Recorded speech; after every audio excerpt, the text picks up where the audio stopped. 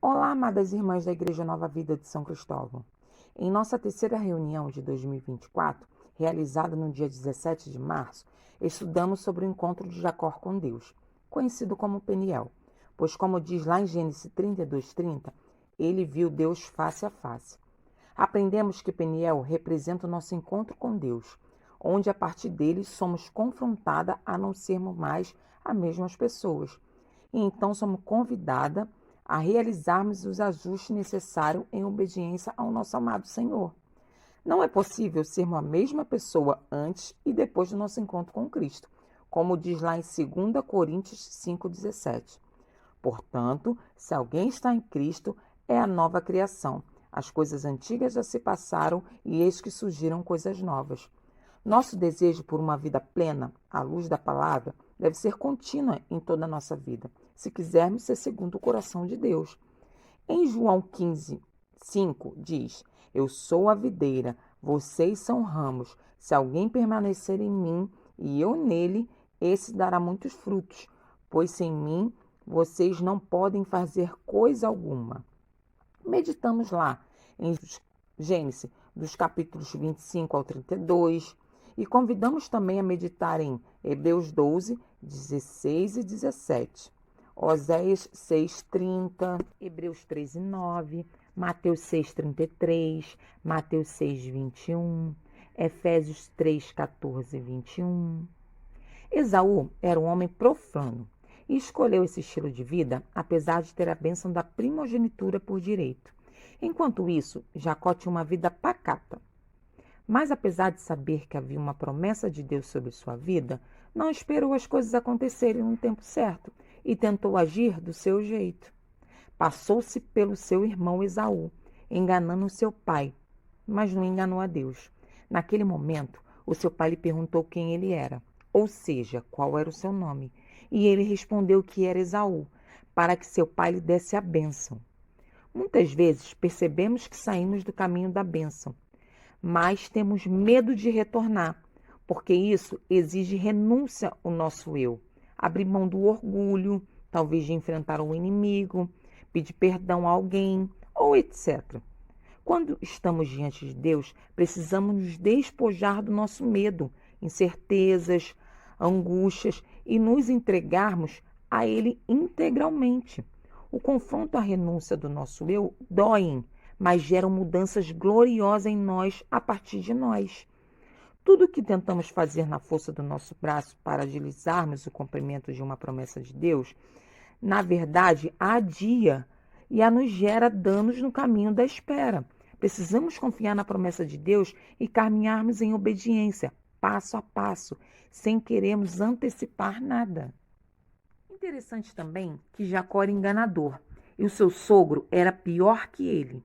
É o jogo da lei da semeadura. Ele acabou experimentando a dor de ser passado para trás, quando quis se casar com Raquel, mas teve que se casar com Lia primeiro. A bênção do Senhor se inicia com a obediência e, a partir disso, as coisas se encarregam de se encaixarem no seu devido lugar, conforme a lei da semeadura. Em muitos momentos da nossa vida, nos apoiamos tanto em nosso próprio entendimento que nos perdemos nós mesmos. Aí vem Deus e tira todo o nosso apoio, para que voltamos a nos dar conta de quanto precisamos dele. Jacó passou por 3 tipos de confronto no Val do Jaboque. Confronto consigo mesmo. Quando lutamos com nós mesmos, sofremos. Quando o anjo lhe perguntou o seu nome, ele disse Jacó, reconhecendo que era enganador. Confronto com o próximo. Jacó deixou seu sogro e se preparou para revelar ao seu irmão Esaú. Confronto com Deus. Antes de passar o ribeiro, fez uma oração reconhecendo seus erros. Quando lutamos com Deus, somos marcados por Ele para sempre. Jacó recebeu uma bênção que pediu um novo nome, passando a chamar-se Israel, que significa príncipe de Deus. O anjo perguntou a Jacó qual era o seu nome. Quando ele enganou seu pai, foi essa mesma pergunta que ele teve que responder, e ali ele mentiu. Mas nessa nova fase da maturidade, ele entendeu que precisava se responsabilizar por quem ele era, e então assumir sua identidade. Foi onde ele respondeu o seu nome real, Jacó. A fase da maturidade gera respostas diferenciadas para as mesmas perguntas da fase da imaturidade. No val do Jaboque, Deus toca na coxa de Jacó e ele mancou para sempre. Mas a partir dali, não andou mais sozinho. É como se ele tivesse ali uma marca que o fizesse lembrar de quais eram suas fraquezas e de que não poderia seguir mais sem Deus. Qual a marca que não dói, mas por estar curado, mas te faz lembrar de onde Deus te tirou? Em nossa vida, muitas vezes queremos resolver os problemas com as pessoas do nosso jeito. Mas antes de tudo, precisamos ter um encontro com Deus e, mediante uma transformação, antes das coisas mudarem do lado de fora, é preciso que haja mudança dentro de nós. De que lado do rio você está? Do lado de Jaboque, que murmurando e confrontando tudo e a todos? Ou do lado de Peniel, buscando o encontro para contemplar a face de Deus? Deus foi quem mandou que Jacó voltasse para a terra dos pais. No entanto, Jacó sabia que ele não podia voltar se não se reconciliasse com seu irmão. Ele temia esse encontro. Mas, na verdade, Esaú já estava resolvido consigo mesmo e com seu irmão, e o aguardava em paz. Porém, como Jacó já não sabia dessas mudanças, criou várias estratégias com medo do que poderia acontecer nesse encontro.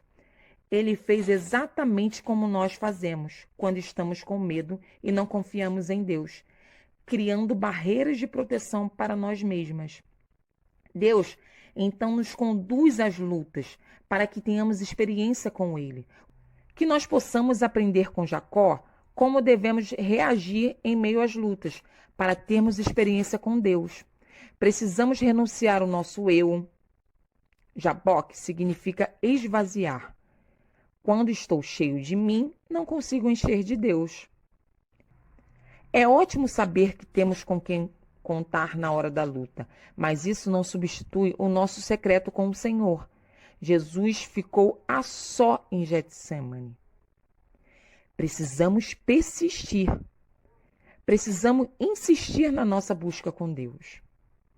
Precisamos ser transparentes diante de Deus. A resposta do nome de Jacó era como uma confissão do seu pecado. Temos liberdade para nos expor diante de Deus. Peniel tem como objetivo principais a nos levar ao lugar de arrependimento e humildade e nos direcionar ao propósito certo. Enxergarmos o processo de uma maneira diferente. É como um lençol branco estendido na corda. Se olharmos de forma direta, enxergamos como ele é. Mas se olharmos através de uma janela suja, enxergaremos como se o lençol estivesse sujo. Da mesma forma, é aquela que passa pelo processo, mas não o ressignifica. Não permite o tratamento adequado do Espírito Santo. Não sai do lugar. E as etapas não avançam, porque uma vez que as etapas não forem cumpridas, não temos como passarmos uma fase para outra. Só vive o resultado quem submete ao processo. Deus quer que sejamos mulheres transformadas de dentro para fora e que possamos impactar o mundo através da sua palavra. Pense nisso. Então ficamos por aqui. Até o resumo da próxima reunião de mulheres da Igreja da Nova Vida de São Cristóvão. Um grande abraço da Nani.